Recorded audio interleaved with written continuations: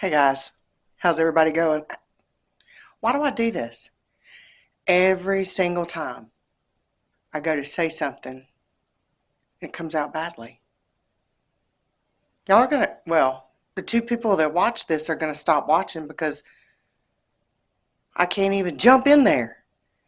So, anyway, how's everybody doing? I hope everybody's doing really well. So, here's the deal. I just kind of wanted to come on here and be funny, really.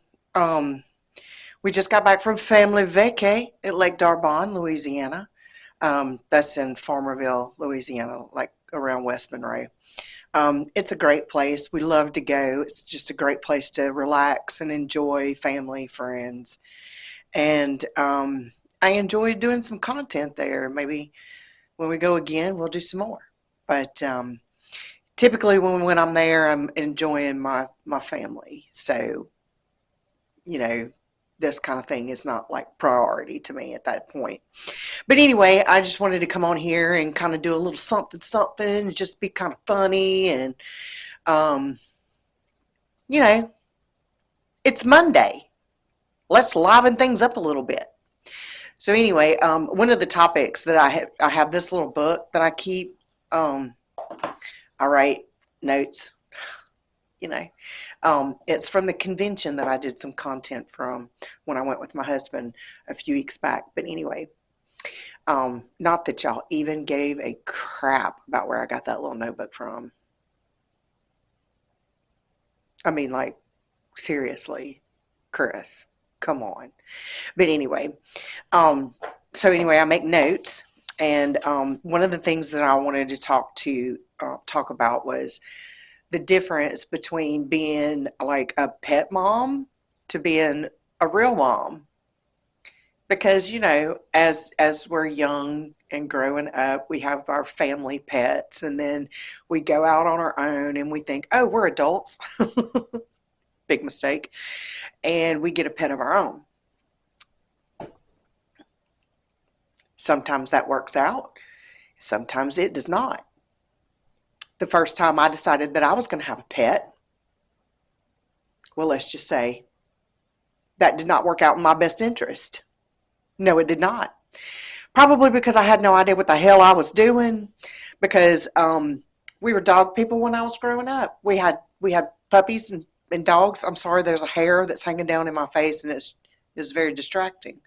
So, anywho, and it just wants to fly around, and now it's in one of my lashes. Y'all just be patient with me for like 2 more seconds, and bam, there you go. Being a female is tough work, guys. I'm just saying.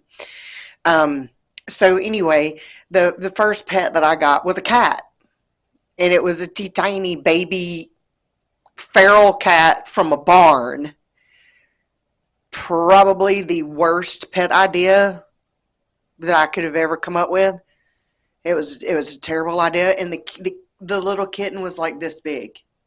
It's a little bitty white kitten, and it had been ripped from its mother, or the mother just decided, hey, there's too many. I got to go. But anyway, I digress. I ended up with this little baby kitten, and I named her Delilah. When I tell you this was the cat from hell, oh my gosh. Um, so you know how people say their animals, their little pets get the zoomies? Yeah. Um, I'm pretty sure that Delilah created that word because she didn't have the zoomies. She went into NASCAR mode, and the track was the wall around my living room. Yeah, I said the wall. Yeah. She would get running so damn fast because I lived in a townhouse, so there were stairs, and she would go up the stairs and down the stairs and up the stairs and down the stairs, and then she would come down the stairs and she would hit that freaking wall and she would run around the entire living room. The walls. Yeah. Needless to say, that didn't last very long. Kitty Kitty ended up going to mommy and daddy's house, my parents. Yeah. They tried having her as an indoor kitty kitty for a little while. And then it didn't turn out so great. Oh, sorry, it's about to rain again. I gotta go get my other pet, my current pet, in from the rain. Hold on just a minute. Okay, I'm back. Yeah, my current puppy dog. She's a giant Labrador Retriever, and she's mixed with the American Bulldog, so she's actually called a Bullador, and she's huge, and she hates bad weather. Like, she hates bad weather. And we had a break in the weather, so I let her out, and it started sprinkling again. So I had to go get her real quick. So anyway, so back to my little kitty cat story, Delilah. So she goes out to my parents, and mom and dad do their best. Did I mention that because she was such a zoomy cat, and she was a little wild, to say the least. I had her declawed on the front, and I think that's where things took a turn for the worst, because she really didn't like me after that at all. Don't do that to your cat, okay? Just a tip. Anyway, so we bring her out here, and let me just tell you, a declawed cat that's that damn mean can still climb trees. Yeah, she could scuffle with the best of them. It's true. She ended up dying of natural causes. She lived a long life, long, happy life, but she became an outdoor cat. Yep, that was the only way she was going to be happy. Be free to climb trees with just her back feet. It was interesting to watch. A very talented cat. So, my first outing as a pet parent went very wrong. It was terrible. So I didn't get another pet for quite some time, actually. I was, I had bought my first house. Yeah, bought my first house, and I decided I was going to be a fish parent. Yeah. It was a beautiful aquarium, and I had it all decorated, and it had all the cool little things and the rocks and all the beautiful plants, and I had a little baby shark, and I had other kind of little fishes, and they were so beautiful, and I enjoyed watching them, and I really, really, really enjoyed having the aquarium until my 30th birthday. Yeah. So, I worked at a hospital, and I worked shift work. So I worked, between 11, 12, 13-hour shifts, just depending on whether or not the person coming in behind me showed up on time. That I digress there too. Because we're not talking about work tonight. We're talking about pets and kids. Anywho, yeah, I had my fish for a long time. Enjoyed them. Then I went to work as a 29-year-old, and I came home as a 30-year-old. And when I walked in the door, because I worked night shift then, I walked in the door, and I went over to feed all my little fishies, and every one of them were dead. Every one of them, belly up. Yeah. So apparently even my fish didn't want to hang out with a 30-year-old. Yeah, 30 sucked for me. All my fish died. I didn't replace them. Nope. I drained that tank, and I sold it. So I was a terrible fish parent. I was a terrible cat parent. So I'm not real sure what made me think that I could be a real parent, like to a person. But do y'all hear him? Do y'all hear him? Because my kitty. See, I have a dog and a cat now, and I'm a great parent, a pet parent now. Yeah, hey, baby. Hey. Do you want to say hello to everybody? Say hello, Pepper. Hey, for Pepper. This is my new kitty. Well, I say new kitty, he's 8. And he loves me. He loves me so much. Oh, he loves me to death. Then this is Pepper, Pepperman. He's an outdoor kitty cat too, but he loves me so much he comes in. Okay, I'll be finished in a little bit, okay? Go ahead. Oh, don't you twitch your tail at me. Mommy's working. It's fine. So anyway, yes, that's my sweet Pepperman. I love him a lot. So yeah, I'm not real sure where I thought that being a real parent to a child, because I had failed miserably at pets. So yeah, I got pregnant, and I had a son, and I named him after a pet. Not really, because I don't think anybody has pet bears.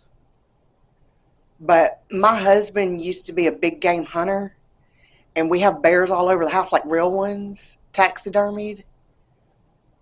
Yeah, we do. One day I'll show them to you. There's one actually right behind you right now. It's a wall mount. I mean, a wall mount. What the hell? It's a rug. It's a big black rug, bear rug, and we have it hanging on the wall. So anyway, it's real pretty. And then we have a full mount in the living room. That's Roller Girl. You'll see her one day, someday. She's beautiful. But anyway, so yeah, I had a real kid. Yeah. And let me tell you the difference between owning a pet or being a pet parent and then being a real parent. Because I was a single mom to begin with for the first 4 years of my son's life. I was. It was tough, but it was great. That's why my son and I have such an incredible bond. Like, we know each other so well. And he's fixing to be 19 now. So I made it. I did it. I managed to raise him for almost 19 years. Almost 19 years. He's only flipped 2 vehicles, so I think I'm doing a pretty good job. I mean, he's been driving since he was 15, so it's 4 years. Of course, those 2 vehicles were within 6 months of one another, so there's that. But anywho, let's digress from that. So here's the deal. So after I had my son, I did not have a pet when I had my son, thank God. If I'd had a pet and a baby, I don't know how you do it. There's a lot of people like on social media that I follow, and they have like, they're single moms and they have pets, and I'm like, how do you balance that? Dimps. I don't get it. I love Dimps. Don't get me wrong. I love Dimps, but I don't know how she does that shit. Because she's got like 3 cats, I think. I don't know. Yeah, my Pepperman came back in here to visit with me. He doesn't like to be far away from me, especially in bad weather. Why did I end up with pets that hate bad weather? Do y'all's pets hate bad weather too? Do you have to like put them in a safe house when there's bad weather? Because I do. I like have to protect them and stuff. But anyway, I digress again. Why do I keep saying I digress? I need to come up with a different phrase. Don't you think? Anyway. So yeah, pet ownership and motherhood. Delilah was a joke. That was terrible. Berber carpet. You know, do y'all remember Berber carpet? That was the tight loops in the carpet. It was real tight, real squishy when you walk on it. Well, let me tell you about Berber carpet and puke. They don't go together. They don't. The first house that I bought after I had my son had Berber carpet. Berber carpet and toddlers don't mix. So if you're planning to have children and you have a tight weave carpet in your home, get it out now. Now. Because poo and puke does not clean well out of a tight nap carpet. So get rid of it. Go with something really slick. You can just wipe that shit up. Literally. Shit and puke off the floor. And the copious amounts of food and drink. So, just a few tips from your mama bear. And, I almost think it's probably best to be a pet parent. Yeah. Smaller instances of cleaning, I think. Yeah. Because, see, I was going to work one day, and my son was in his car seat sitting in the back, and apparently his chocolate milk had not set well with him at breakfast. And he projectile vomited chocolate milk all over me, the car seat, himself, in the back of the seat in front of him. And when I tell you how bad chocolate milk smells when it sours, oh, it's bad. It's real bad. I 0 out of 10 recommend. It's, it's bad. So yeah. And then they get older, and this is they don't tell you this in any kind of parenting class. If you took a parenting class or a pre-parenting class, like, hey, you might want to take this class if you're even thinking about becoming a parent. Do they have those? They should. They really should. Because I feel like some people would probably change their damn mind. If they knew the truth about being a parent, they'd probably say, oh, here's my sucker. I'm throwing it in the dirt, and I'm going to walk away because I ain't cut out for this shit. Seriously. So, yeah, they grow up, and what they don't tell you is that all these things that come out of the orifices of their bodies, it gets worse. Sure does. Sure, it gets a lot worse. Because baby poo and toddler poo, totally different. It is. Potty train them as quickly as possible. Yep. Show them how to wipe their booties so they can do it on their own. And you can just move past it. That's what I did. Sure did. Like, I had my son potty trained within 72 hours. I was serious. I was very serious. And I got some tips from the ladies at the daycare, because if you want to know how to potty train a child, talk to a daycare worker who works in the toddler room of ages 12 months to 24 months.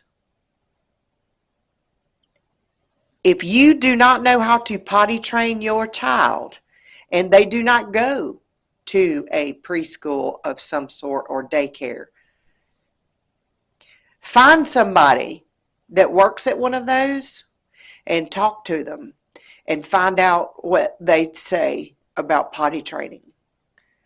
I really and truly didn't know how I was going to potty train my kid. Not going to lie. Was not looking forward to it. I had read a book about it. Didn't seem to help. Elmo tried to step in. He did not help. So I just looked to the people at the daycare and I said, hey, you let me know you spend more time with him than I do, which was true because I was working long shifts. So you let me know when you think he's ready to be potty trained, and we're going to get right on it, okay? Because I'm ready. I'm ready. And this was just like when he was a year old. I was ready when he was a year old. And but by the time he was 2, I was ready. I was really ready at that point. I was like, yeah, we're going to do this. Sure enough. So I talked to the girls at daycare, and they were on board, and they were like, yeah, oh, he's totally ready. Absolutely. So I brought big boy underwear. 3 days later, we were done. We were done with diapers. We were done with pull-ups. We were in big boy underwear. And he was asking, Mommy, need to go to the bathroom. Okay, let's go to the bathroom. It was a beautiful thing. It was the most incredible thing that's ever happened to me as a parent. Potty training. Yeah. Big day. He was happy about it too. He didn't like that poo on his butt. He'll tell you to this day he didn't like it. Just joking. But so yeah, potty training, big deal. But and the way that I did it, I'm just going to tell you, I'm not going to lie. They said big boy underwear. Don't go back. Don't even think about it. You put him in big boy underwear and you clean up the mess every time. And I did. And he eventually got sick and tired of the mess. Because when they're wearing diapers and pull-ups, that the stuff on the inside, sorry, I just probably hit that and made a noise. I apologize. The little stuff on the inside, the little squishy part, the cottony part, it absorbs everything, the pee-pee. And so they can't feel it on their skin. And so it's like that, not that big of a deal to them until it gets like really squishy or whatever. But when you put them in their big boy drawers or big girl panties, whichever we're talking about, because again, there's only two, he was like, ooh, I don't like this. And he didn't like it touching him. And it makes total sense. Kids are very intuitive. So the thing about, you can't go from one and then back to the diaper and then the underwear and then back to the diaper. It's confusing to the child because they're like, okay, why are they doing this to me? They're putting me in big boy britches and I pee and it's wet and it's gross and I don't like it. And then come nighttime, they put me in a pull-up and I pee and everything's fine. Everything's back to where it used to be. So why are they doing this to me? It's very wishy-washy and back and forth, and it's not consistent. So it made sense. And with my son being a severely ADHD combined subtype that he is, and slightly on the spectrum, it was important that he was comfortable. To him, he wanted to be comfortable at all times. So being wet and nasty, he was just like not into that. So big boy underwear, 72 hours later, we were done. He's been potty trained ever since. Literally.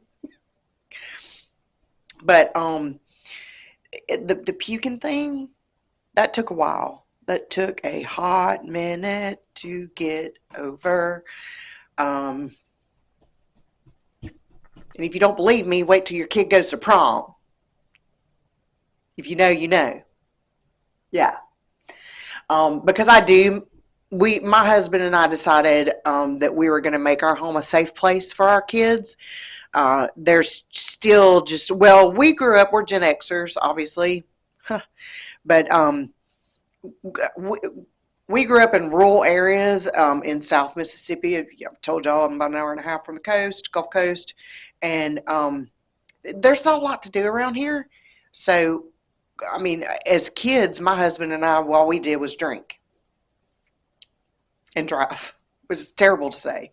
But that's what we did. That's what, that was the only entertainment that we had back then was to, go out with friends, grab some beer, and go drink probably in the middle of the woods somewhere. Road crew forever. And, I was pretty much responsible for driving all my friends home, even though, and it's because I was the only one that wasn't puking. But, which is not to say that was right. It was awful. I do not recommend drinking and driving. It is the worst thing and the most expensive thing you can do as a person who has a driver's license. Don't do it. Just don't fucking do it. Just don't be stupid. But, so anyway, we knew that these kids were going to be wanting to experiment, and especially on event nights. And so we just made damn sure that Bear and his friends were here by a certain time, and they didn't leave. They did not leave. And I'm happy to say that Bear is going into his second year as a sophomore in college, and he has not lost one friend. By the time I was his age, I had lost many